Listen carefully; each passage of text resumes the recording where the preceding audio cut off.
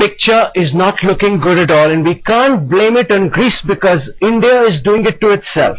We've got growth which is falling, a government which is bloating, inflation which is on the run, and a rupee which is falling. Does the government have a plan at all?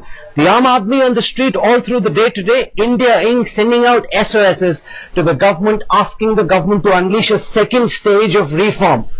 None of that seems to be forthcoming for the time being.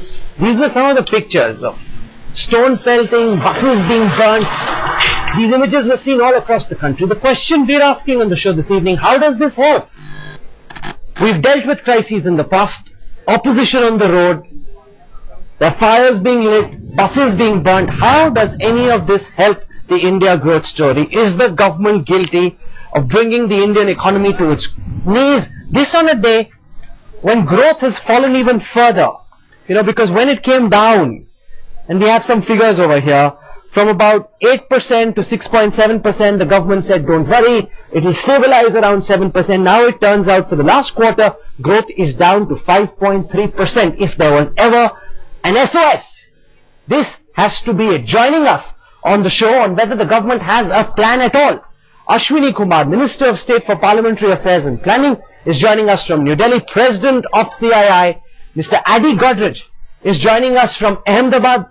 India Inc. sending out a warning signal to the government, but is the government listening? Mr. Sheshadri Chari, member of the National Executive of the BJP, is with us as well. I want to first go across to Mr. Ashwini Kumar.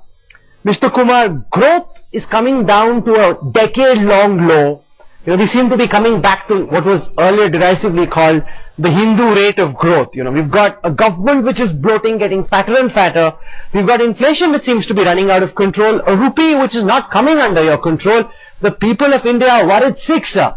Does the government have a plan to get India out of this mess? Well, I certainly hope your comments are an introduction to the debate and not a conclusion. And on that assumption, let me tell you, the situation is not a happy one. We are certainly not happy that growth has come down, even though it is for a quarter at 5.3.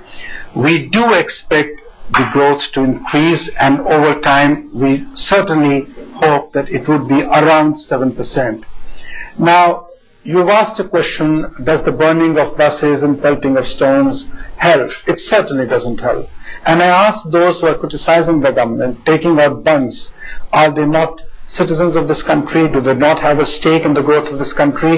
And does this form of protest augur well for our democracy and indeed also for our economy? As for the plan of the government, I want to make two statements. A, the finance minister has recently made certain policy statements.